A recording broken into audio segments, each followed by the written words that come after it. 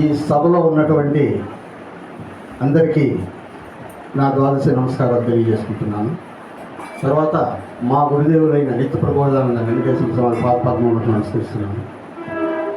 తర్వాత ముఖ్యంగా ఈ కార్యక్రమానికి రావడానికి బలమైనటువంటి మా సహోదరులు నిర్భయానంద స్వాములు ఫోన్ చేసి ఏం నాగేంద్ర వస్తావా అని అడిగితే తప్పకుండా వస్తాను అని అంతలో నాకు అప్పుడు గుర్తొచ్చారు. 2017లో ఈ స్వామి వెంకటేశ్వర స్వామి అంటే పూర్ణ ప్రబోధానంద వెంకటేశ్వర స్వామి ఆ రోజు ఓబులవారిపల్లిలో దయానంద ఆశ్రమంలో ప్రోగ్రాం జరుగుతూ ఉంది.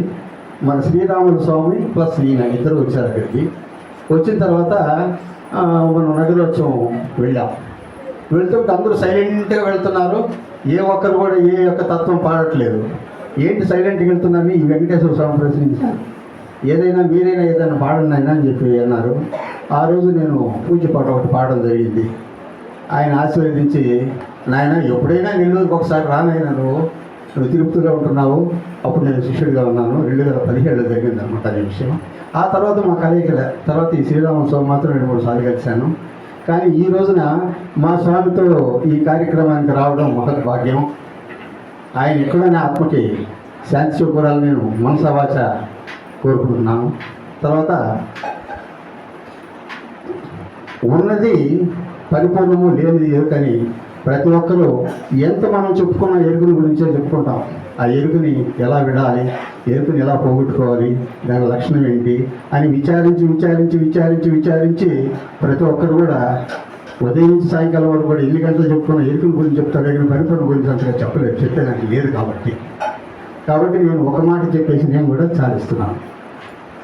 పరిపూర్ణ బోధ గురునిచే మరి మరి మరి మరి మరి మరి మరి మరి మరి మరి మరి వినినట్టి వారి భావములు తొలగను దరి చేరి గురునకు పరిచర్యలు చేసిరేని పరమందగలరు భూలో వారు మరి పుట్టబోరు ఎరుకా చేష్టలు వీడి ఏ మారకను గురుని బోధ వినా వారి బాధాలు తొలగును పరమందగలరు భూలో వారు మరి పుట్టబోరు.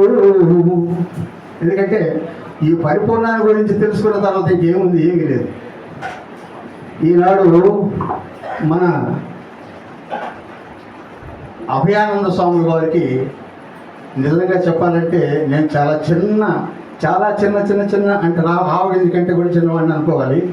ఆయన సహనము, ఎక్కడికి వెళ్ళినా అనర్ఘళమైనటువంటి ఆ బోధని గురు పరమాత్మ ఆయనకి ఇవ్వడం మహద్భాగ్యం. దీని గురించి మనం ఎంత చెప్పుకున్నా తక్కువే. కానీ ప్రతిసారి కూడా నేను వీడియోస్లో నేను రాలేకపోయినా ఆడియోస్ చూస్తుంటాను, వింటుంటాను.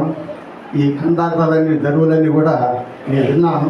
సరే ఇవి ఎప్పటికైనా మన దగ్గర ఉండాలి, మనం స్వామిని కలవడం. ఈ మధ్య కూడా ఈ చిట్టివేడికి వచ్చాను. ఆ రోజు స్వామి కొంచెం బిజీగా ఉన్నారు, కలవలేకుండా వెంటనే కూడా వెళ్ళిపోయినాము. కానీ అలాంటి స్వామి మా ఆశ్రమానికి తీసుకెళ్ళి ఆయన యొక్క పాదస్పర్శతో మా ఆశ్రమాన్ని అభివృద్ధి చేయాలని గొప్ప కోరికగా ఉంది. ఆ కోరికని మా స్వామి తీర్చాలని ఆశిస్తున్నాను. వచ్చిన వెంటనే కూడా మర్చిపోయింటారేమో లేదు. రోజుకి ఎన్నో ప్రోగ్రాములు, ఎక్కడ ఖాళీ అనేది లేదు. ఎప్పుడు తిరుగుతూనే ఉంటారు. ఎక్కడ చూసినా పేర్లే, ఆడియోస్లో చూస్తుంటాం, వాట్సాప్లో చూస్తుంటాం. కానీ మనం గుర్తుండలేము అనుకున్నాను నేను. కానీ ఆ స్వామి నాగేంద్ర ఆశ్రమం అయింది అన్నారు. గొప్ప ధన్యవాదాలు అనుకొని చాలా సంతోషించాను. కాబట్టి ఇటువంటి అవకాశం ఇచ్చినందుకు మీకు అందరికీ నేను ధన్యవాదాలు తెలియజేసుకుంటూ సెలవు తీసుకుంటున్నాను. జై గురుదేవ్.